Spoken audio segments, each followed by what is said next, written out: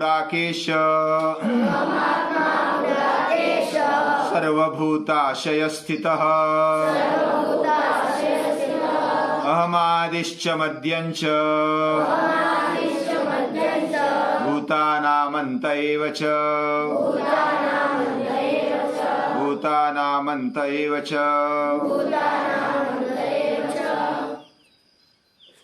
श्रीमद् भगवद गीता के 10वें अध्याय में भगवान ने मैं कहाँ रहता हूँ ये बहुत ही अच्छी तरह से बताया है, स्वयं बताया है, खुद ने बताया है। अहम आत्मा, मैं सभी का आत्मा। हे अर्जुन, हे नींद को जीतने वाले, हाँ गुडाकेश यानी नींद को जीतने वाला, सर्वभूताशय स्थिता, सभी भूत मात्र में उनके अंदर मैं रहता हूं, उनके अंदर बाहर सभी और मैं रहता हूं। अहम आदिश्च मध्यंच, मैं आदि हूं, सबसे पहले हूं, मैं मध्य में हूं और मैं अंत में हूं। अहम आदिश्च मध्यंच भूतानामन्त एव च। भगवान सभी ओर है। फिर भी 10वें अध्याय में ऐसा बताया कि विशेष रूप में मैं कहाँ हूं। विशेष रूप में चमक कहाँ दिखती है? जैसे हमारा शरीर है लेकिन हमारी आंखें विशेष रूप से चमकती है। पूरा शरीर भी चमकता है लेकिन आंखें भी चमकती है, तो आंखें विशेष है। पूरा शरीर चमकता है लेकिन चेहरा भी चमकता है, तो चेहरा विशेष है। वैसे हम ऋषियों की कहानियां सुन रहे हैं और वो बहुत सारे ऋषि अपने जीवन में वो चमके, पूरी दुनिया को चमकाया। और ऐसे सप्तर्षियों में हम आज एक चरित्र देख रहे हैं, उसका नाम है अत्रि, महर्षि अत्रि। महर्षि अत्रि वे ऐसे चरित्र हुए जिनको हम तेजस्विता से देख सकते हैं। यानी कि उनका चरित्र बहुत ही तेजस्वी है और वो भगवत तुल्य है। उन्होंने जो भी भक्ति की, जो भी उनके जीवन में साधना की है, अभ्यास किया है, और वो साधना करते करते, मेहनत करते करते कोई भगवत तुल्य बन जाता है। नर करनी करे तो नर का नारायण बन जाए, ऐसा कार्य उन्होंने किया। वैवस्वत मनवंतर, उसमें एक काल ऐसा आया कि उसमें बहुत सारे लोग भौतिकता के पीछे लग गए। पैसों से ही हम, वैभव से ही हम सब कुछ खरीद सकते हैं। सुख, आनंद, परिपूर्णता वह खरीद सकते हैं, ले सकते हैं। ऐसी सोच रखने वाले, खाओ पियो मजा करो, ऐश आराम करो, ऐसा सोचने वाले बहुत सारे लोग पैदा हुए, निर्माण हुए। और उस समय ऐसे भी लोग थे, अपनी साधना से, तपोबल से, ये भौतिक जीवन परिपूर्ण नहीं है। उन्होंने आत्मचिंतन से अपने आप को ऐसा बनाया जो तपश्चर्या के कारण उनके जीवन में सभी वैभव तो आता था, लेकिन वो बहुत ही त्यागपूर्ण जीवन जीते थे। और त्यागपूर्ण जीवन जीते हुए इस सुखोपभोग में न अटक कर वो एक अलग जीवन जीते। और ऐसा अलग जीवन जीने वालों में लाचारी या तो दीनता, हीनता नहीं रहती, वह दुर्बल नहीं रहते, भय नहीं रहता। उनके जीवन में निर्भयता आ जाती है, तेजस्विता आ जाती है। ऐसे लोग वो भी थे। और खाओ पियो मजा करने वाले, भौतिकता को ही सर्वश्रेष्ठ समझने वाले ऐसे लोग भी थे। ऐसे काल में प्रजापति नाम के एक देवता ने बाकी देवों को बुलाया और एक सभा तय की, एक मीटिंग बुलाई और उस सभा में उन्होंने ज्ञान चर्चा आरंभ की। ज्ञान चर्चात्मक 3 संवत्सर ऐसा यज्ञ उन्होंने किया है, यानी बहुत लंबे समय तक वो चला यज्ञ, और उसमें ज्ञान चर्चा चलती रही। बहुत सारे देव आ गए और उनके पूरी सभा में प्रजापति ने ज्ञान चर्चा रखी और ज्ञानपूर्ण अपनी वाणी से बहुत सारों को स्तिमित कर दिया। और ऐसा ज्ञानपूर्ण जीवन होना चाहिए, और ऐसे ज्ञानी पुरुष पूरे दुनिया में निर्माण, इसके लिए यज्ञ था। और ऐसे यज्ञ में सब ज्ञानी पुरुष आ गए, वो और उनका ज्ञान बढ़ाते थे, उनको चमकाते थे। तो उनकी वाणी, उनके चर्चा, उनके शब्द, ये सब अद्भुत था।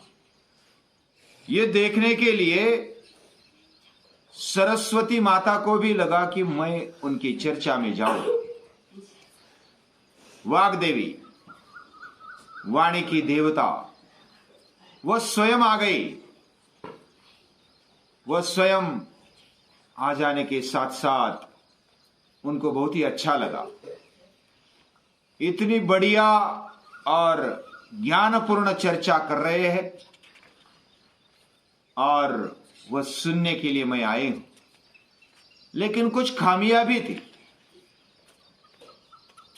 उनको कुछ न्यूनता महसूस हुई, और वह जो ज्ञान देवी यानी कि वाग देवी थी, वो बहुत ही शरीर से सुंदर, दिमाग से होशियार और बोलते समय बहुत ही मधुर बोलती थी।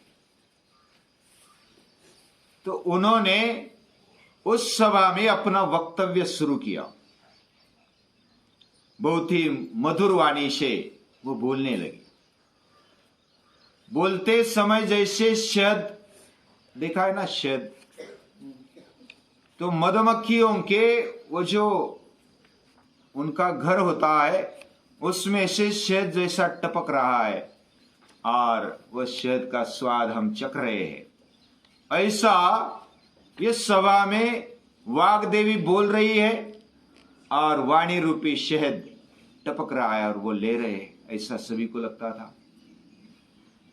उसकी वाणी का सौंदर्य, उसकी वाणी का एक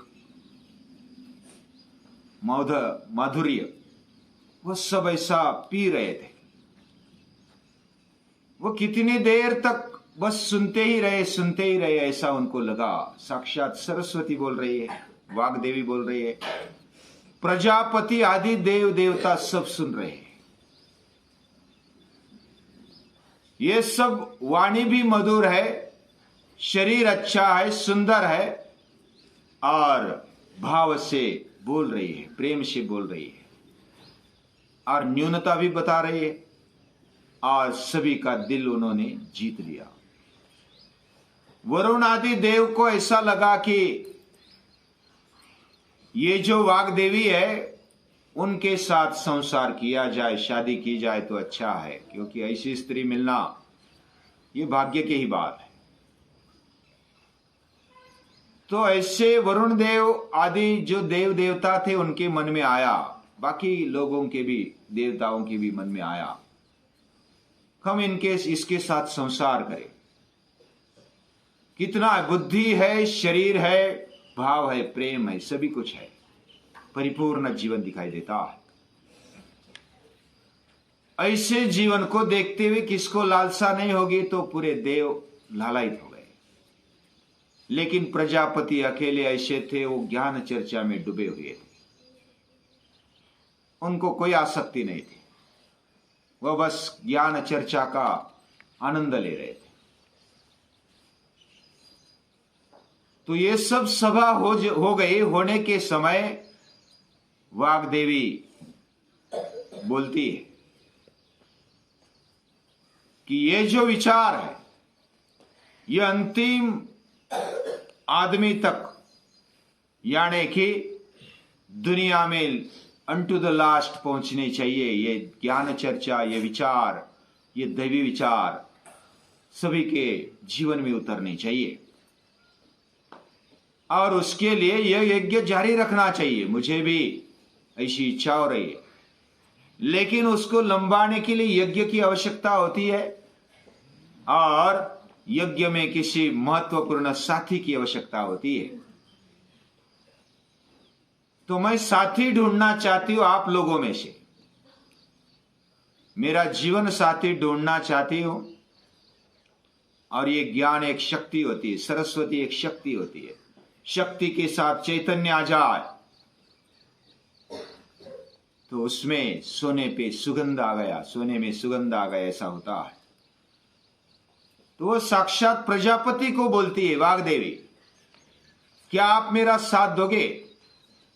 क्या मैं आपका जीवन साथी और आप मुझे जीवन साथी स्वीकार कर सकते हैं? तो ये विचार, ये वाणी, ये विद्या, ये ज्ञान पूरे अंतिम समाज तक पहुंचना चाहिए। ऐसी साक्षात देवी की, सरस्वती की इच्छा है। तो दोनों ने संसार आरंभ किया, प्रजापति और वाग्देवी ने। उनका प्रपंच चलता रहा बहुत दिनों तक, बहुत साल तक। वैसे एक दूसरे में और पूरे सभाएं जमा करते थे और उनमें ऐसे अलग अलग विषय लेते थे। उन्होंने ये यज्ञ जारी रखा और वाग्देवी उनकी सेवा करती रही, प्रजापति की, और उस सेवा से प्रजापति प्रसन्न रहे, प्रसन्न हो गए। और इतने प्रसन्न हो गए फिर भी उन्होंने बोलकर दिखाया कि मैं आपसे प्रसन्न हूं, आपके ऊपर मैं प्रसन्न हूं, लेकिन मैं आपको क्या दूं? जो लोगों को देना चाहिए, मुझे मिलना चाहिए, वो आपसे मिल रहा है। ज्ञान मिल रहा है, प्रेम मिल रहा है, और जो भी वाणी का सौंदर्य वो भी मिल रहा है। और जो हम पूरे समाज में देना चाहते हैं, मनुष्यों के पास देना चाहते हैं, वो आपके पास है। तो मुझे और क्या चाहिए? तो मैं प्रसन्न हूं। लेकिन ये प्रसन्नता व्यक्त कर दी प्रजापति ने। तो वाग्देवी बोलती है, मैं भी प्रसन्न हूं, आपके साथ रहकर मैं भी खुश हूं, लेकिन मुझे एक आप ऐसा वरदान दीजिए, मुझे एक ऐसा पुत्र दो कि जो इस संस्कृति को, इस विचारों को आगे बढ़ा सके। तो उन दोनों में से एक पुत्र निर्माण हुआ, उसका नाम है अत्रि। अत्रि यानी त्रिगुणातीत, सत्व रज तम, इन 3 गुणों से उस पार रहने वाला यह अत्रि है। और अत्रि का जीवन बहुत ही अद्भुत है। जो तीनों गुणों के उस पार रहता है वह अत्रि है। और ऐसा बोला जाता है, मातृवान, पितृवान, आचार्यवान वेद। जिनको ज्ञान समझना है ना, उनके माता, पिता और आचार्य वो प्रगल्भ होने चाहिए। वह सच्चे अर्थ में माता, पिता और आचार्य होनी चाहिए। माता वही होती है जो प्रेम देती है, जो अपने लाडले को संभालती है, छोटे से बड़ा करती है, वो भाव से बांध कर रखती है और शिक्षण भी देती है, संस्कार भी देती है। पिता वह होते हैं जो ध्येय देते हैं। ऐसे प्रेम देने वाली माता, संभालने वाली माता, ध्येय देने वाला पिता और जो संस्कारों का सिंचन करने वाला, दिशा देने वाला आचार्य अपने आचरण से। ऐसा आचार्य जिनके पास है, जिसके पास है, वो वेद समझ सकता है, वह ज्ञान समझ सकता है। मातृवान, पितृवान, आचार्यवान पुरुषो वेद। ऐसे अत्रि है, उनके माता पिता, उनके आचार्य वही है। तो ऐसे अत्रि का जन्म हुआ और उन्होंने आगे कैसा कैसा किया वो हम आगे देखेंगे। लेकिन अत्रि का चरित्र, महर्षि अत्रि का चरित्र बहुत ही बढ़िया है। उनकी कहानी, उनकी जो कथा है सुनने जैसी है। आगे क्या क्या होता है आगे देखेंगे। सभी को नमस्कार।